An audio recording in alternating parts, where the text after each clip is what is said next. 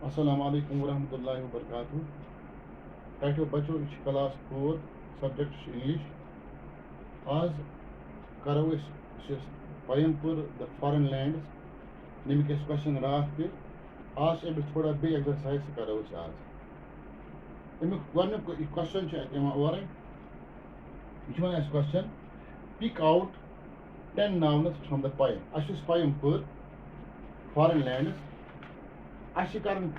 वुचन foreign land मज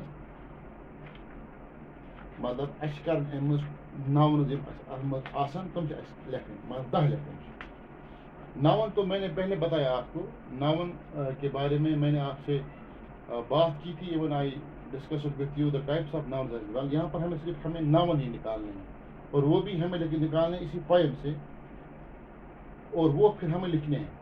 हमें निकालने हैं 10 नाउन। जब हम पढ़ते हैं पोएम तो हमारी जो पहली up into the cherry tree सबसे हमारे पास जो पहला नाउन आता है वो कौन आता है इसमें?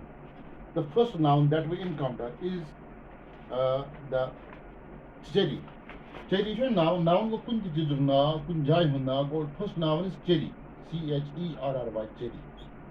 अच्छा दुयम इसका जो दूसरा है who should climb but little me I held the trunk. Trunk is again a noun. Trunk जो नाउन नावन को कुन चीज नाव कुन जाय हुन नाव कस इंसान सुन नाम गए नाम गए ज। Trim goes with both of my hands, HANDS, hands noun. Turim goes and looked abroad on foreign lands. Lands they go noun.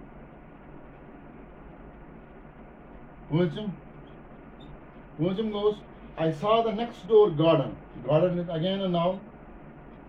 Even door is also noun. Okay. Shame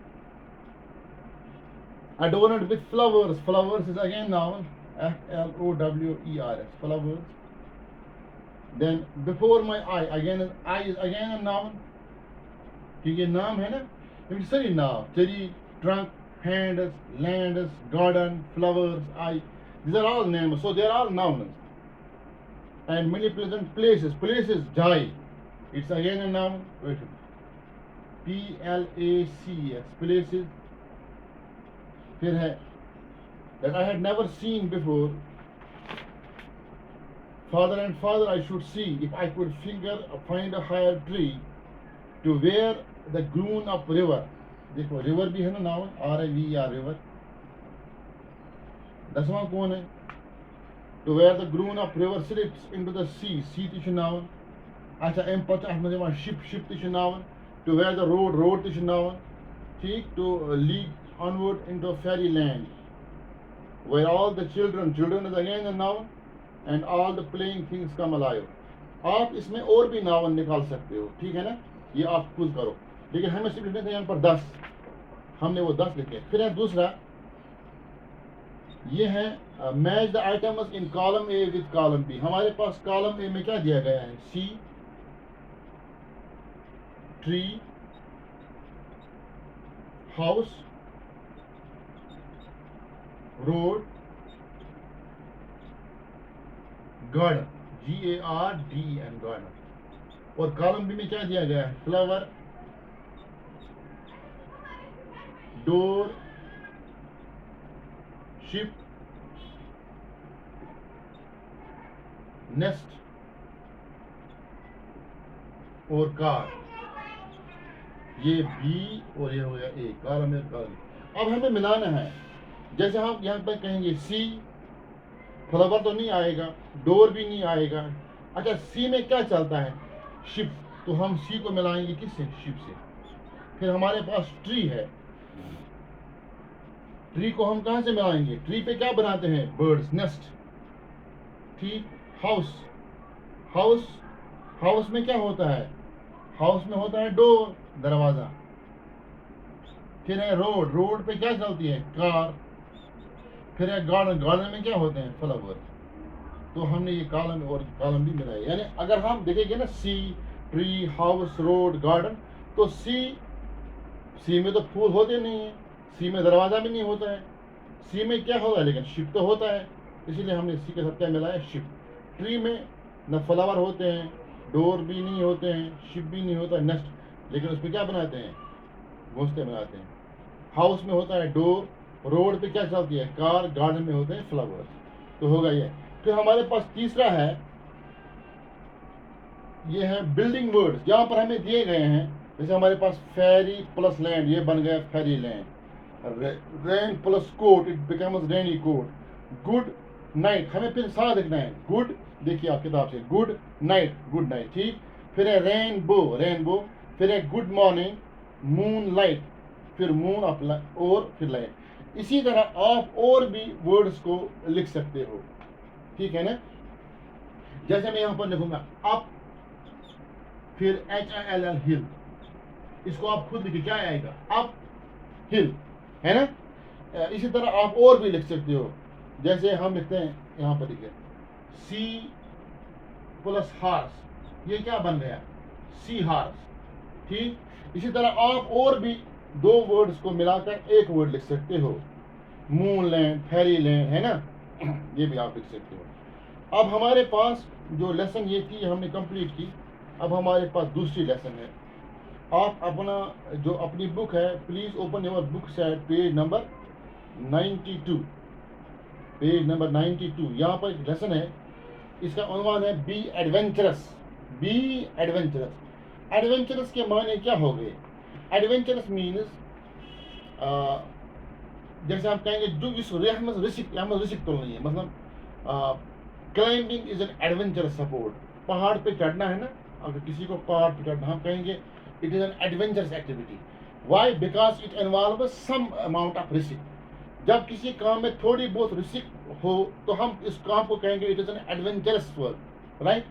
जब किसी काम में थोड़ी बहुत रिस्क इन्वॉल्व होती है तो हम उस काम को कहेंगे एडवेंचरस। तो यहाँ पर भी कुछ कहानी में कुछ ऐसा ही है। सबसे पहले, have you ever been to a forest, क्या आप कभी जंगल गए हो। Who do you think lives in a forest, आप सोचो जंगल में कौन कौन से मतलब एनिमल्स रहते हैं। अगर हम जब हम जंगल के बारे में सोचते हैं तो हमारे दिमाग में ख्याल आता है जंगली जानवरों का। The moment we think about a forest we think of the wild animals like leopard, lion, bear, monkey, etcetera.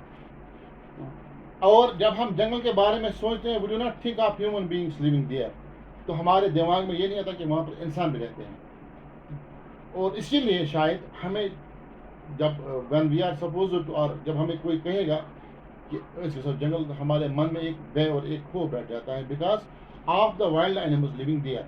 तो जब हम जंगल के बारे में कभी बात करते हैं तो हमारे जहन में एकाएक जंगली जानवर आ जाते हैं। What would you do if you were face to face with a tiger, bear or an elephant in a forest? तब आप क्या करोगे ऐसी सिचुएशन में जब आप जंगल में किसी शेर के बिल्कुल आमने सामने होंगे, या किसी हाथी का आप सामना करोगे, या किसी लीपर्ड जो आपके बिल्कुल सामने आ गया, तो उस सिचुएशन में आपकी क्या रिएक्शन होगी, आप क्या करोगे। Let us see what the two boys did in the same situation. Read and enjoy. यहाँ पर दो लड़कों की कहानी है जो जंगल में जाते हैं और उनके सामने भी ऐसे हालात आते हैं कि they come face to face with wild animal. ये दो दोस्त थे, जब ये जंगल में गए तो इनके सामने भी कुछ ऐसा ही हुआ कि उनके सामने एक जंगली जानवर हुआ, नमूदार हुआ। तो उस सिचुएशन में उन्होंने क्या किया। अक्सर हम नहीं चाहते हैं, मतलब हम जो वी एज ह्यूमन बीइंग्स, हम नहीं चाहते हैं कि हमारे सामने जंगल में कोई ऐसी चीज़ हो कि हमें बिल्कुल शेर सामने आ जाए या हाथी सामने आ जाए, क्योंकि ऐसा जब ऐसे हालात होते हैं तो हमारी जान को खतरा रहता है।